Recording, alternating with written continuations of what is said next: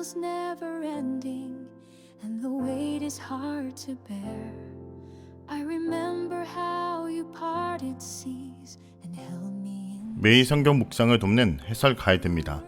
안녕하세요, 묵상 코치입니다. 함께 읽고 나눌 말씀은 요한계시록 9장 1절에서 12절까지 말씀입니다. 8장에서 하늘을 나는 독수리가 세계하를 선포하는 것으로 마무리됩니다. 9장 1절에서 12절에서 오면 그 가운데 첫 번째 악이 소개됩니다. 그것이 바로 다섯째 나팔 재앙입니다.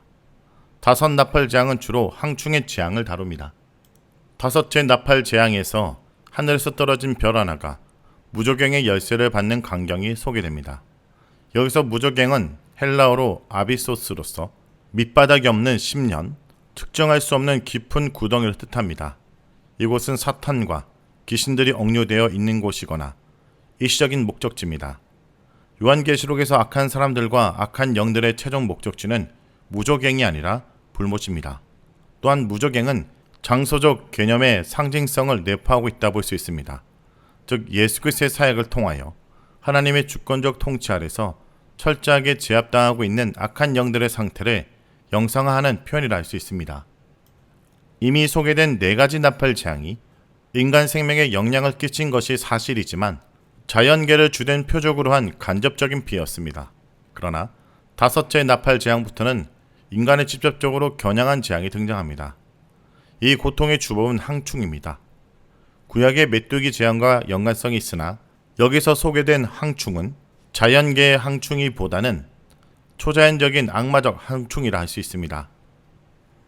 1절은 하늘에서 떨어진 별에 대해 말합니다. 하늘에서 떨어진 별에 대한 견해는 크게 두 가지입니다.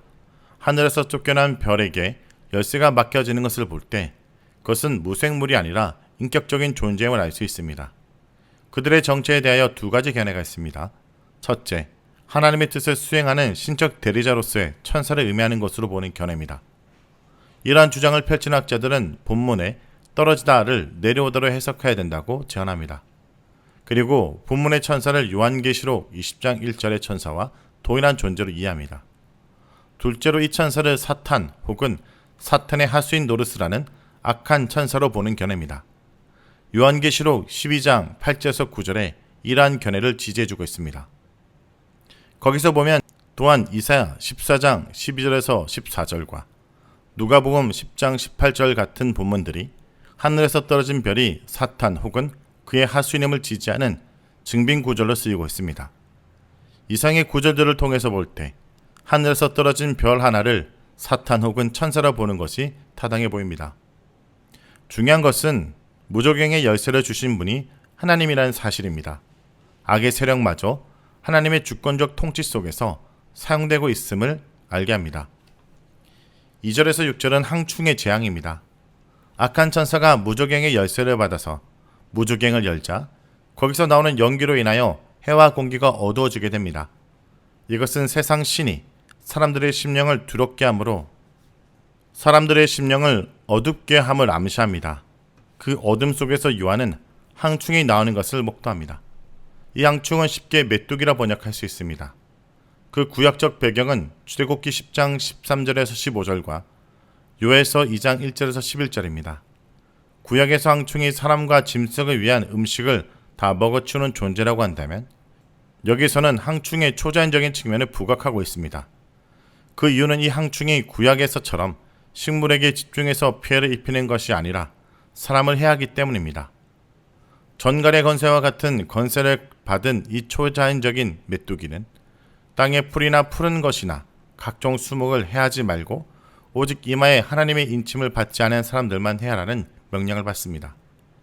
전에 이스라엘 백성들이 애굽 사람들에게 임한 재앙에서 보호를 받은 것처럼 이스라엘도 이 재앙에서부터 멸망을 당하지 않게 될 것입니다. 극심한 항충의 공격 속에도 인침을 받은 주의 백성들을 해하지 못하도록 명령하시는 하나님 모습은 주의 백성들에게 무한한 위로가 될 것입니다. 이 초자연적인 항충의 임무는 사람을 죽이는 것이 아니라 괴롭게 하는 데 있습니다. 그 고통이 5달 동안 계속된다는 것은 하나님께서 수위를 조절하고 계심을 알게 합니다.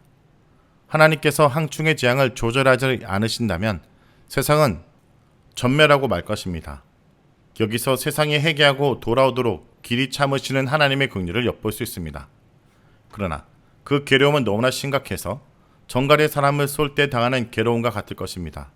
그로 인해 사람이 죽기를 구하지만 죽을 수도 없는 신세가 됩니다. 세상이 사탄의 세력을 인하여 극심한 고통을 당하게 될 것을 말합니다. 7절에서 10절은 항충에 대한 묘사입니다. 항충들의 모양을 전쟁을 위하여 준비한 말과 같고 그 머리에 근관과 비슷한 것을 썼으며 그 얼굴은 사람의 얼굴 같고 라고 표현하고 있습니다.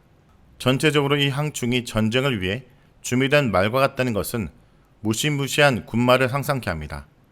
머리에 금관과 같은 것을 썼다라는 것은 승리를 상징하는 것으로서 입맞지 않는 자들을 괴롭게 하는 임무에 충실하게 쓰이고 있음을 알게 합니다. 또한 그 얼굴이 사람 같다라는 것은 이 항충이 그저 문자적인 메뚜기가 아님을 암시하는 것입니다. 8절에서 보면 이 항충은 여자의 머리털 같은 머리털을 가지고 있습니다. 그것은 사탄이 가지고 있는 유혹의 속성을 알려주고 있는 것입니다. 또한 이 항충의 이는 사자의 이와 같습니다. 항충이 그 이로 사람들을 물고 뜯게 될 것입니다. 또한 철음것 같은 단단한 흉갑을 두르고 있습니다. 더욱이 그의 날개에 대한 설명은 강력한 공격력을 상징적으로 말해줍니다. 항충을 강력한 군대 이미지로 설명함으로써 하나님의 심판의 맹렬함을 알게 합니다. 항충의 꼬리는 정갈 같은 꼬리와 쏘는 살이 있어 그 꼬리에는 5달 동안 사람을 해하는 권세가 있습니다. 11절은 무저갱의 사자입니다. 그들에게 왕이 있는데 바로 무저갱의 사자입니다. 그는 파게라는 히브리 단어 아바돈과 헬라어 아블루온의 표현을 모두 사용하고 있습니다. 이것은 히브리어를 모르는 사람을 배려하기 위한 것입니다. 아블루온은 헬라의 신 아폴로의 모방자로 간주되는 레로 황제이거나 도미티안 황제에 대한 반어적 암시라 볼 수 있습니다. 12절은 둘째 아이에 대한 예고입니다. 천신만고 끝에 첫 번째 하가 지나갔습니다. 아직도 이후에 무서운 두 하가 기다리고 있습니다. 그 둘째 하는 9장 13절에서 21절에 소개되고 있고 마지막 하는 7째 나팔 재앙으로 7 대적 재앙입니다. 성도 여러분, 요한계시록 9장은 무섭고 무거운 본문입니다. 그러나 이것은 절망의 예언이 아닙니다. 하나님은 고통 가운데 우리를 깨우십니다. 우리 내면의 무저갱, 반복되는 영적 침체, 중독, 무기력, 그 속에서 하나님은 나팔을 부십니다. 지금도 하나님은 우리에게 묻고 계십니다. 너는 무엇을 두려워하니? 너는 누구를 의지하고 있니? 너는 너의 인생의 왕이 누구니?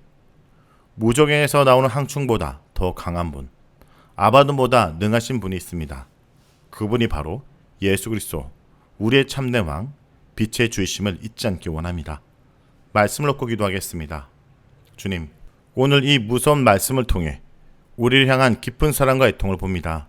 주님, 우리의 무저갱을 열지 않게 하시고 우리의 마음을 주께 향하게 하여 주옵소서. 항충의 고통과 사탄의 어둠이 덮치지 못하도록 예수 그리스도의 피로 우리를 보호하여 주옵소서. 주님, 우리가 주님의 침묵 속에서 돌이키게 하시고 경고 속에서 은혜를 발견하게 하여 주옵소서. 예수님의 이름으로 기도합니다. 아멘. You are faithful through the storm. I will trust what you have spoken. You will come again in glory.